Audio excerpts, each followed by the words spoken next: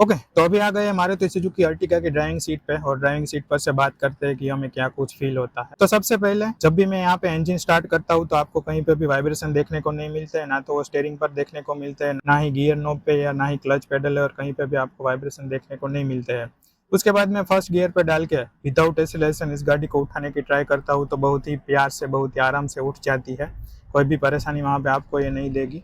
Same आप petrol के साथ में भी आप इस गाड़ी को डेफिनेटली विदाउट एक्सीलरेशन कभी भी उठा सकते हो। सीएनजी के साथ एक चीज है कि आप जैसे ही डीजल के साथ और पेट्रोल के साथ कभी कभार हम सेकंड गियर में भी उठा लेते हैं, तो वो चीज यहाँ पे आपको देखने को नहीं मिलेगी। आप अगर आप पूरे का पूरा स्टॉप लेते हो तो आपको है वो गाड़ी फर्स्ट गियर में डाल के ही उठानी पड़ेगी। उसके बाद अगर हम इसके इंजन के पावर फिगर के बारे में बात करें तो यहाँ पे आपको सीएनजी के साथ 87 bhp का पावर और 121 Nm का टॉर्क देखने को मिलता है, जो कि पेट्रोल की कंपैरिजन में थोड़ा सा डाउन है। पेट्रोल की अगर हम बात करें तो पेट्रोल में आपको यहाँ पे 102 bhp की पावर और 136 Nm का टॉर्क देखने को मिलता है, तो वहाँ पे उतना गैप है। तो आपको सीएनजी के साथ में कोई भी पावर लॉस जैसा फील नहीं होगा। अगर आप ऐसा मान रहे हो कि सीएनजी के साथ आपको लो पावर मिलने वाला है तो डेफिनेटली नहीं मिलेगा। सुजुकी ने ये जो सीएनजी इंजन है वो बहुत ही अच्छी तरह से ट्यून किया गया है। अगर आप व्हील स्पिन की बात करो तो व्हील स्पिन आपको सीएनजी के साथ में भी देखने को मिलेगा, तो वहाँ पे वो बहुत ही अच्छी चीज है कि आपको सीएनजी के साथ में भी ये व्हील स्पिन मार देती है फर्स्ट और सेकंड गियर में।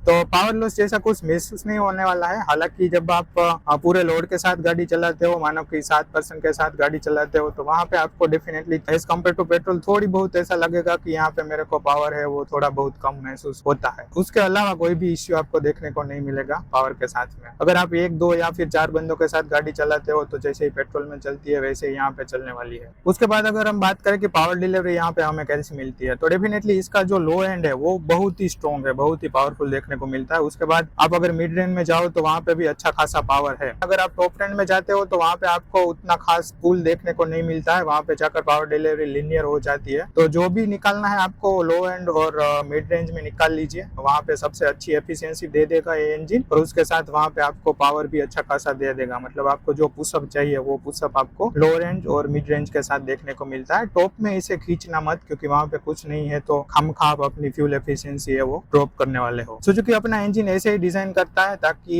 लो रेंज में ही आपको ज्यादा पावर मिल जाए, आप हाई रेंज में चाहो ही नहीं। अगर आप इस गाड़ी को ना 90, 100 या फिर 80 to 100 के बीच में रखो और ऐसे ही चलाओ तो आपको ये मैक्सिमम फ्यूल एफिशिएंसी निकाल के देने वाली है। अगर हम बात करें सीएनजी के साथ ओवरटेकिंग कैसा है, तो डेफिनेटली सीएनजी के साथ ओवरटेकिंग में आपको कोई भी इश्यू नहीं होगा। जस्ट कि पेट्रोल की कंपैरिजन में आपको थोड़े से आरपीएम ज्यादा रखना पड़ेगा ताकि आप इजीली ओवरटेक कर सको, क्योंकि वहां पे आपको डेफिनेटली सीएनजी की वजह से थोड़ा जो कम पावर मिलता है वो शायद आपको इश्यू कर सकता है। तो बहुत बड़ी बात नहीं है, अगर आप हायर आरपीएम पे रखते हो तो आप इजीली किसी भी व्हीकल को ओवरटेक करना है तो वो कर सकते हो। बाकी यहाँ पे इंजन जो आपको मिलता है वो K15C सीरीज का ड्यूल जेट इंजेक्टर वाला इंजन मिलता है। ड्यूल जेट इंजेक्टर क्या है कि आपको पर सिलेंडर 2 इंजेक्टर देखने को मिलता है। अब इससे क्या होता है कि मारुति का ये जो सभी ड्यूल जेट सीरीज वाले इंजन है उसमें आपको बेटर कंबशन देखने को मिलेगा। मतलब कि पेट्रोल का जो कंबशन होता है वो अच्छी तरह से हो पाएगा, उसके हिसाब से आपको जो फ्यूल एफिशिएंसी है वो थोड़ी अच्छी मिलने वाली है और पावर भी आपको अच्छा खासा मिलेगा, पावर लॉस भी आपको महसूस नहीं होगा। तो जितने भी ड्यूल जेट वाले इंजन है सुजुकी के, वहाँ पे ये टेक्नोलॉजी यूज होती है और ये बढ़िया काम भी करती है और आपको इसकी वजह से आपको माइलेज है वो थोड़ी ज्यादा देखने को मिल जाती है। अगर हम इस गाड़ी को 0 to 100 चलाने की बात करें तो डेफिनेटली आपको सीएनजी के साथ अगर आप फुल एक्सीलरेटर के साथ इसको ट्राई करते हो तो ये अराउंड 15 सेकंड लेगी 0 to 100 करने में, और ये सेम चीज अगर आप पेट्रोल के साथ ट्राई करते हो तो वहाँ पे ये 30.3 सेकंड के अराउंड आपको 0 to 100 करके देगी। उसके बाद अगर हम एनवीएच के बारे में बात करें तो एनवीएच भी बहुत ही वेल सॉर्टेड है, आपको एनवीएच में भी कोई भी इश्यू देखने को नहीं मिलता है। जब भी आप गाड़ी को स्टार्ट करते हो तब भी एनवीएच है वेल सॉर्टेड है, कहीं पे भी वाइब्रेशन देखने को नहीं मिलता है। अगर आप इस हाई रेवरेंज पे रखते हो और वहाँ पे चलाते हो तो भी आपको एनवीएच है ऑयल कंट्रोल देखने को मिलता है, वहाँ पे भी कोई भी परेशानी वाली बात नहीं है। डेफिनेटली ये 4 सिलेंडर इंजन है तो आपको उस टाइप के एनवीएच यहाँ पे देखने को मिलेगा। केबिन है वो बहुत ही साइलेंट आपको महसूस होने वाली है और वो साइलेंट केबिन की वजह से आपको फील गुड फैक्टर है वो अच्छा देखने को मिलेगा। हार्शनेस की बात करें तो जब आप बहुत ही हायर रेंज पे जाते हो तब आपको इंजन का नॉइस है वो थोड़ा बहुत अंदर सुनाई देगा, उसके अलावा कोई भी बात नहीं है। उसके बाद आपको जो विंड नॉइस है वो टायर का नॉइस है वो केबिन के अंदर आता रहेगा, वो भी उतना ज्यादा नहीं आता है पर ठीक ठाक एनवीएच आपको इसमें मिल जाते हैं। तो केबिन का जो ओवरऑल एक्सपीरियंस है वो आपको बढ़िया देखने को यहाँ पे मिलेगा। उसके बाद बात करें इसके क्लच के बारे में, इसके गियर बॉक्स के बारे में, तो सबसे पहली चीज हम अगर क्लच के बारे में बात करें तो क्लच लाइट है। आपको जो डिस्टेंस ट्रैवल मिलता है वो भी अच्छा ठीक ठाक डिस्टेंस ट्रैवल देखने को मिलता है, उतना ज्यादा नहीं है। अगर आप बम्पर टू बम्पर ट्रैफिक में चलाते हो तो भी क्लच लाइट होने की वजह से आपको कोई परेशानी नहीं होगी। इतना बम्पर टू बम्पर ट्रैफिक में जितनी देर चलाना चाहो उतनी देर चला सकते हो, आपका पाँव दर्द करने लगे ऐसी कोई सिचुएशन यहाँ पे आपको देखने को नहीं मिलने वाली है। उसके बाद गियर बॉक्स, तो गियर बॉक्स आपको यहाँ पे 5 स्पीड का देखने को मिलता है। गियर बॉक्स काफी स्लिक शिफ्टिंग है, आपका गियर कभी भी कहीं पे भी अटकने वाला नहीं है। सुजुकी का जो 5 स्पीड गियर आता है पहले से, उसमें आपको एक ही परेशानी देखने को मिलती है, वो ये है कि कभी कभार रिवर्स डालने में अटक जाता है। हालांकि वो सुजुकी ने अभी वेल कंट्रोल कर लिया है, अभी उतना अटकता नहीं है रिवर्स डालने में भी। पर कभी भी आपको ये इश्यू आए तो आप अगर क्लच 1-2 बार छोड़ के वापस ट्राई करोगे तो लग जाएगा। उसके अलावा फिर भी कोई इश्यू दे रहा है तो आप ऐसी ट्राई कीजिए कि आप एक बार फॉरवर्ड गियर डालो उसके बाद रिवर्स में जाओ, तो वो परेशानी वहाँ पे रिजोल्व हो जाएगी। तो गियर बॉक्स के बारे में भी उतना कोई खास परेशानी वाली बात नहीं है। सुजुकी ने ऑलमोस्ट वो इश्यू रिजोल्व कर दिया है, पर फिर भी कभी कभार आपका गियर रिवर्स में अगर अटके तो ये वर्क अराउंड आप ले सकते हो। उसके बाद अगर हम बात करें ऑटोमेटिक का, तो यहाँ पे आपको कोई भी ऑटोमेटिक का ऑप्शन देखने को नहीं मिलता है, स्पेसिफिकली सीएनजी के साथ।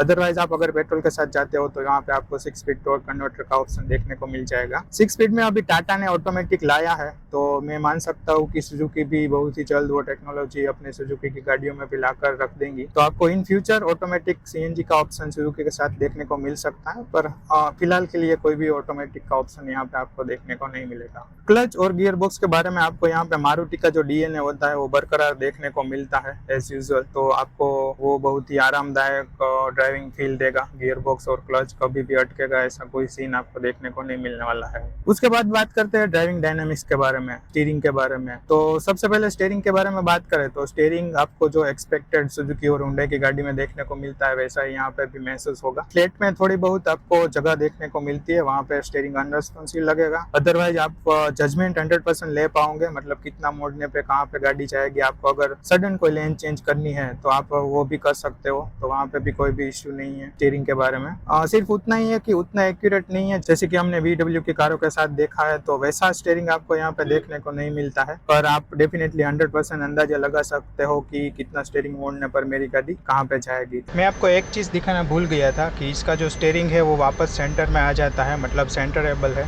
तो आप जब भी टर्न लेंगे और स्टीयरिंग को छोड़ दोगे तो वो अपने आप वापस से रीसेंटर हो जाएगा। उसके बाद बात करते हैं इसकी विजिबिलिटी के बारे में। तो विजिबिलिटी में सुजुकी की गाड़ियां ऑलवेज वेल सॉर्टेड रही है। आप अगर ए पिलर के बारे में बात करो या फिर आप अगर इस फ्रंट ग्लास के बारे में बात करो, अगर आप IRVM के बारे में बात करो तो कहीं पे भी विजिबिलिटी में आपको कोई भी इश्यू नहीं आने वाला है। अगर आप ORVM के बारे में बात करो तो ORVM भी काफी बड़े आपको यहाँ पे देखने को मिलते हैं, तो आप प्रॉपर अंदाजा लगा सकते हो कि आपकी गाड़ी कहाँ पे चल रही है। उसके साथ साथ ये बड़ी गाड़ी है, ऐसे बड़ी गाड़ी मान के आप ऐसे मत सोचना कि गाड़ी में चलाने में आपको अलग तरह की फीलिंग महसूस होगी। अब जैसे ही छोटी गाड़ी चला रहे हो, जैसे कि आप या डिजायर चलाते हो, तो आपको जैसा महसूस होता है वैसा ही यहाँ पे महसूस होने वाला है। बड़ी गाड़ी मीन्स सिर्फ स्पेस के मामले में आपको यहाँ पे बड़ी देखने को मिलती है। उसके अलावा अगर हम बात करें तो ये चलाने में बिल्कुल नॉर्मल ही है, जैसे ही आप अदर गाड़ी या SUV या फिर हैचबैक या फिर सेडान चलाते हो ऐसे ही आपको यहाँ पे चलाने में महसूस होगी। उसके बाद अगर हम ड्राइविंग पोजीशन के बारे में बात करें तो ड्राइविंग पोजीशन भी बिल्कुल सही है। आप इस पर्टिकुलर ZXi वेरिएंट के बारे में बात करें तो यहाँ पे आपको सीट में हाइट एडजस्टमेंट का भी ऑप्शन देखने को मिलता है, और अगर वो नहीं मिलता हो तब भी आपको कोई परेशानी वाली बात नहीं है, क्योंकि एज ऑलवेज आपकी जो पोजीशन है वो प्रॉपर फाइंड करने में कामयाब रहोगे इसके साथ। और आपको ड्राइविंग सीट पर बैठने से प्रॉपर कमांडिंग पोजीशन भी मिलेगी। आप अंदाजा लगा सकते हो कि आपका जो उस साइड का पोर्शन है वो कहाँ जाकर खत्म होता है, और आप जो बैठते हो तो वो भी बहुत ही अच्छी खासी हाइट पे बैठते हो, तो आपको जो ओवरऑल जो व्यू मिलता है वो कमांडिंग व्यू आपको यहाँ पे देखने को मिलेगा। इसमें आपको चलाते टाइम बोनेट नहीं दिखेगा, पर फिर भी आप प्रॉपर अंदाजा लगा सकते हो कि मेरी गाड़ी कब कहाँ पे जाती है। उसके बाद अगर हम बात करें इसके अर्गोनॉमिक्स के बारे में, तो अर्गोनॉमिक्स में ऐसा है कि सुजुकी की गाड़ियां पहले से वेल सॉर्टेड अर्गोनॉमिक्स के साथ ही आती है। तो आप अगर बात करो कि आपको अगर MID देखना है, आपको अगर इंफोटेनमेंट सिस्टम देखना है, या फिर आपको कोई भी कंट्रोल करना है किसी भी चीज को, या वाइपर और इंडिकेटर के आप अगर स्टॉक को देखो तो सभी चीजें एकदम रीच में होती है। आपको कहीं पे भी ऐसा ज्यादा दूर जाकर आपको वो कंट्रोल करना पड़े ऐसा नहीं होता है। आप ये टच स्क्रीन है तो टच स्क्रीन को भी प्रॉपरली वेल कंटेंट कर सकते हो, मतलब ड्राइविंग करते करते इसको कंट्रोल करना सही नहीं होता है, पर फिर भी आपको अगर कुछ म्यूट करना है, सेटिंग चेंज करना है, म्यूजिक चेंज करना है तो वो आप डेफिनेटली वहाँ पे थोड़ा सा आप ध्यान उधर लगा के वो आराम से कर सकते हो। अर्गोनॉमिक्स के मामले में सुजुकी की जो एस्प्रेसो आती है जिसमें यहाँ पे बीच में इंस्ट्रूमेंट क्लस्टर मिलता है, उसमें भी आपको कोई भी परेशानी कभी भी देखने को नहीं मिली थी। तो इस गाड़ी के साथ भी अर्गोनॉमिक्स बहुत ही वेल सॉर्टेड है, आपको कहीं पे भी किसी भी टाइप की परेशानी देखने को नहीं मिलेगी। फिर बात करते हैं कि क्या कुछ इसमें आपको स्टेबिलिटी मिलती है और क्या सस्पेंशन सेटअप देखने को मिलता है। तो सस्पेंशन के मामले में ऐसी कुछ चीज है कि अगर आप सीएनजी के साथ इस गाड़ी को ऑप्ट करते हो तो सीएनजी के साथ आपको जो रियर के सस्पेंशन है वो थोड़े बहुत स्टीप महसूस होते हैं। स्टीप इसलिए रखा गया है क्योंकि वहाँ पे पीछे सीएनजी टैंक आती है, उसके साथ साथ सीएनजी का भी 7-8 किलो का लोड होता है, तो वो लोड कैरी करने के लिए उसका जो सस्पेंशन पीछे वाला है उसमें थोड़ी बहुत ट्यूनिंग आपको सीएनजी के साथ देखने को मिलती है। हालांकि सेम अगर आप अर्टिगा पेट्रोल में लोगे तो पीछे वाला सस्पेंशन है वो थोड़े अलग से ट्यून किए गए हैं, पर कंफर्ट के बारे में बात करें, स्टेबिलिटी के बारे में बात करें तो सेम है पेट्रोल और सीएनजी दोनों के साथ। जो पीछे वाला सस्पेंशन स्टीफ देखने को मिलता है आपको सीएनजी के साथ, तो उसमें अच्छी बात यह है कि उसकी वजह से आपको स्टेबिलिटी इसमें ज्यादा देखने को मिलेगी। अगर आप इस गाड़ी के साथ हाई स्पीड करते हो और कॉर्नर करते हो तो कॉर्नर में आपको ये डेफिनेटली कॉन्फिडेंस देगी। हालांकि 185 mm ग्राउंड क्लियरेंस के साथ मैं आपको ऐसा नहीं बोलूंगा कि आप इसके साथ हार्श कॉर्नरिंग करें। जब आप हाई स्पीड पे कॉर्नर कर रहे हो तो डेफिनेटली गाड़ी को थोड़ी स्पीड कम रखें ताकि आपको वहां पे कॉन्फिडेंस थोड़ा और ज्यादा बूस्ट हो। आप अगर 7 लोगों को बिठाने के बाद अगर आप इसको ड्राइव करते हो तो आपको ये कॉन्फिडेंस थोड़ा ज्यादा दे देंगी। पर मैं ऐसा नहीं आपको बोल रहा हूँ कि आप इसके साथ बहुत ही हार्श कॉर्नरिंग करें या फिर हाई स्पीड में भी इस गाड़ी को स्लो ना करें, डेफिनेटली आपको करनी पड़ेगी क्योंकि यहाँ पे आपको थोड़ा बहुत बॉडी रोल देखने को मिलता है और वही बॉडी रोल आपको जब आप इसको हाई स्पीड पे चला रहे हो तब डेफिनेटली इम्पैक्ट करने वाला है। आप इसको आराम से 100 या फिर 120 की स्पीड पर चला सकते हो जो कि यूजुअली हमारे नेशनल हाईवे पर मैक्सिमम लिमिट होती है, पर जब आप कॉर्नरिंग करते हो, शार्प टर्न हो तो डेफिनेटली आपको बहुत ही स्लो डाउन करनी पड़ेगी क्योंकि सडन जैसा कॉन्फिडेंस यहाँ पे नहीं मिलने वाला है। और जैसे भी यूजुअली अगर हम ड्राइव करते हो तो गाड़ी को धीरे ही चलाना चाहिए, उतनी स्पीड पे नहीं रखना चाहिए। उसके बाद सबसे इम्पोर्टेंट चीज के बारे में बात करें तो वो है इसकी माइलेज। तो माइलेज में बात करें तो ये गाड़ी आपको सीएनजी के साथ सिटी में अगर हम बात करें तो 20 से लेकर 22 किलोमीटर पर केजी की माइलेज है वो आपको दे देंगी। और अगर आप हाईवे पर सीएनजी के साथ बात करें तो आपको 28 से लेकर 32 तक भी जा सकती है। अगर आप अच्छी तरीके से चलाते हो, 80-90 की स्पीड मेंटेन करते हो तो यहाँ पे आप वो माइलेज अचीव कर पाओगे। अगर हम ये सेम चीज पेट्रोल के साथ बात करें तो पेट्रोल के साथ आपको ये गाड़ी 12 से 13 किलोमीटर पर लीटर की माइलेज निकाल के देगी और हाईवे पर अगर आप अच्छी तरह से चलाते हो तो 16 और 18-20 तक भी खींच सकते हो अगर आप माइलेज निकालने वाले बंदे हो और बहुत ही ध्यान से चलाते हो तो। उसके बाद अगर हम इसके रनिंग कॉस्ट के बारे में बात करें तो सीएनजी के साथ अगर आप जाते हो तो इसकी रनिंग कॉस्ट है वो ऑलमोस्ट हाफ हो जाती है पेट्रोल की कंपैरिजन में, तो वहाँ पे आपको फ्यूल सेविंग कॉस्ट डेफिनेटली बहुत ही ज़्यादा देखने को मिलेगी। यूटर्न लेने में कोई भी परेशानी नहीं है, आप इजीली इतना भी शॉर्ट डिस्टेंस वाला यूटर्न हो तो वो भी आराम से इस गाड़ी के साथ ले सकते हो। अगर हम रेंज के बारे में बात करें कि सीएनजी में फुल टैंक के साथ कितनी चल सकती है, सीएनजी के फुल टैंक में आप इस गाड़ी को अराउंड 200 से लेकर 215 तक चला सकते हो अगर आप अच्छी तरह से चलाते हो तो। अगर आप बहुत ही बुरी तरह से और आप अगर हायर आरपीएम पे ही रहना पसंद करते हो और ऐसे गाड़ी को चलाते हो तो फिर आपको ये 150 से लेकर 170 तक की रेंज भी दे सकती है, तो सीएनजी फुल टैंक में उतनी चलेगी। सीएनजी टैंक की कैपेसिटी सुजुकी ने क्लेम की है कि यहाँ पे वो 61 लीटर की देते हैं। हालांकि जब आप सीएनजी भरवाने जाते हो और एक्चुअल में अगर आप किलोग्राम के हिसाब से कैलकुलेट करते हो तो यहाँ पे आपको सीएनजी वो 7 से 7.5 किलो तक आएगा। अगर आप अच्छा खासा प्रेशर है वहाँ पे भरवाते हो तो कम प्रेशर है तो डेफिनेटली कम सीएनजी आएगा, 5 से 6 किलो तक जाएगा। पर जब नॉर्मल प्रेशर रहता है जैसे कि 200 या फिर 200 के अगल बगल होता है तो आपको यहाँ पे इजीली 7 से 7.5 किलो सीएनजी हो इसके साथ कैरी कर सकते हो, तो वहां पे जाकर आपको उतनी रेंज दे पाएगी। उसके बाद सबसे इंपॉर्टेंट चीज के बारे में बात करें तो वो है सेफ्टी। इसकी अगर हम सेफ्टी रेटिंग के बारे में बात करें तो जब मारुति सुजुकी अर्टिगा डीजल में आया करती थी तब उसके साथ क्रैश टेस्ट हुआ था ग्लोबल एनकैप में, तब इसने 3 स्टार की सेफ्टी रेटिंग हासिल की थी। अगर आप इस टाइम के बारे में बात करें तो अभी नॉर्म्स के चलते हुए आपको 6 एयरबैग स्टैंडर्ड देखने को मिलती है।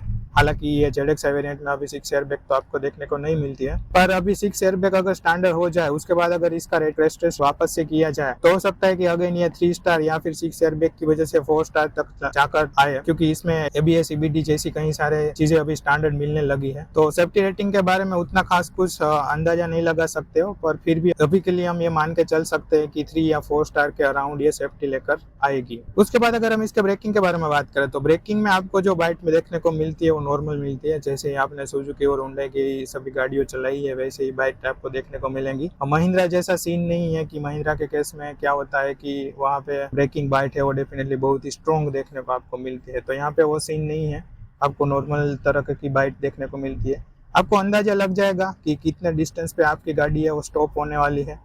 ऐसा नहीं है कि आपको पता नहीं रहेगा कि इतनी ब्रेक अप्लाई करने में मेरी गाड़ी है वो कितना दूर जाकर रुकेगी। तो ब्रेकिंग भी एज एक्सपेक्टेड आपको देखने को मिलती है। तो बस यही कुछ थी मारुति सुजुकी अर्टिगा के बारे में मेरी ड्राइविंग इंप्रेशंस। चलिए अभी बात कर लेते हैं इसके कंक्लूजन के बारे में और देखते हैं कि क्या इस गाड़ी को आपको कंसीडर करनी चाहिए, क्या आपके पास और कोई ऑप्शंस है कि नहीं है। ओके, तो अभी बात कर लेते हैं मारुति सुजुकी अर्टिगा के कंक्लूजन के बारे में। क्या आपको CNG में अर्टिगा कंसीडर करनी चाहिए? क्या आपको अभी इस डेट पे जब मैं ये वीडियो शूट कर रहा हूँ तभी के लिए आपको कोई भी अदर 7 सीटर का ऑप्शन मिलता है कि नहीं? तो मैंने आपको ऑलरेडी बता दिया कि एक्सटीरियर में क्या कुछ देखने को मिलता है, इंटीरियर में आपको क्या कुछ मिलता है, कितनी स्पेस है, इंजन कैसा है, ट्यूनिंग कैसा किया गया है, गियर बॉक्स के बारे में, सभी चीज़ों के बारे में मैंने आपको आइडिया दे दिया। उन सभी चीज़ों को कंसिडर करने के बाद मेरे को ये लगता है कि आज की डेट में अगर आपको 7 सीटर में जाना है और वो भी आपको ठीक ठाक बजट के साथ जाना है तो फैक्ट्री फिटेड CNG में ये एक ही ऑप्शन है। हालांकि आपको और भी 2 गाड़ियाँ देखने को मिलती है, XL6 कह लो तो वो अर्टिगा की बहन है, उसमें आपको 6 सीटर का ऑप्शन मिलता है, क्योंकि इसमें जो मिडिल रो आती है उसमें कैप्टन सीट आती है, तो जो आपको फ्रंट की 2 सीट देखने को मिलती है वैसे ही 2 सीट आपको पीछे भी देखने को मिलेगी। उसके बाद अगर आप टोयोटा में जाते हो तो टोयोटा में आपको रूमियन करके देखने को मिलेगी, वो भी अगेन अर्टिगा ही है। सिर्फ और सिर्फ मारुति सुजुकी के अर्टिगा को टोयोटा वाले हैं वो रीबेज करके उसका नाम चेंज करके रूमियन कर दिया है। वहाँ पे भी आपको फैक्ट्री फिटेड CNG का ऑप्शन देखने को मिल जाएगा, वो भी अगेन अर्टिगा ही है। Same space, same suspension setup, same engine के साथ वो भी गाड़ी आती है। तो अगर आपको थोड़े बहुत ज़्यादा पैसे देने हैं, आपको अगर उसमें कोई प्रॉब्लम नहीं है तो फिर अर्टिगा ZXi ऑप्शनल जितने में आता है उससे आप थोड़े ज़्यादा पैसा देकर सेम मॉडल रूमियन के साथ में भी जा सकते हो। आप अगर सुजुकी की कोई भी रीब्रांडेड टोयोटा में जाकर लोगे तो टोयोटा की गाड़ी आपको थोड़ी बहुत महंगी पड़ेगी। उसके साथ आपको एक पॉजिटिव पॉइंट वहाँ पे वो मिल जाएगा कि उसकी टोयोटा की ब्रांड वैल्यू है वो थोड़ी सुजुकी से ज़्यादा देखने को मिलेगी। आप टोयोटा के सर्विस सेंटर पे जाओगे तो सुजुकी की जितनी आपको भीड़ भी देखने को नहीं मिलेगी, तो वो एक पॉजिटिव पॉइंट है, पर आपको अगेन पैसा भी ज़्यादा देना पड़ेगा as compare to Ertiga CNG ZXi। तो आपको डेफिनेटली टोयोटा में सेम चीज़ मिल जाएगी, थोड़े बहुत अगर आपके पास पैसा ज़्यादा है तो आप जा सकते हो। उसके अलावा कई सारी 7 सीटर गाड़ियाँ आती है जिसमें अच्छे खासे फीचर भी आता है, जैसे कि किया की करन हो गई, हुंडई में भी अल्काजार करके आती है, वो अगेन 7 सीटर है पर उसमें कोई भी आपको फैक्ट्री फिटेड CNG देखने को नहीं मिलती है। तो आपको एक ऐसी गाड़ी चाहिए जो आपको रनिंग कॉस्ट बहुत ही कम आए, आपको अगर डेली कंप्यूट करना है या फिर आपका जो डिस्टेंस ट्रैवल है वो बहुत ही ज़्यादा है, तो फिर आपके पास फैक्ट्री फिटेड CNG में एक ही ऑप्शन है। आज की डेट पे तो ये एक ही गाड़ी अवेलेबल है। अगर आपको 6 सीटर में चाहिए तो अगेन आप XL6 के साथ जा सकते हो, वहाँ पे आपको थोड़े बहुत फीचर ज़्यादा मिल जाएगा और उसकी डिज़ाइन है वहाँ पे आपको LED headlamp, tail lamp setup वो सब कुछ मिल जाता है। तो बस इतना ही था अर्टिगा ZXi CNG के बारे में। अगर आपको ये वीडियो पसंद आया हो तो डेफिनेटली आप मेरे चैनल को लाइक शेयर सब्सक्राइब कर सकते हो, ताकि मैं आपके लिए ऐसे इन्फॉर्मेटिव और भी वीडियोस लाता रहूँ। तब तक के लिए सेफ ड्राइव करें, सुरक्षित रहें। धन्यवाद।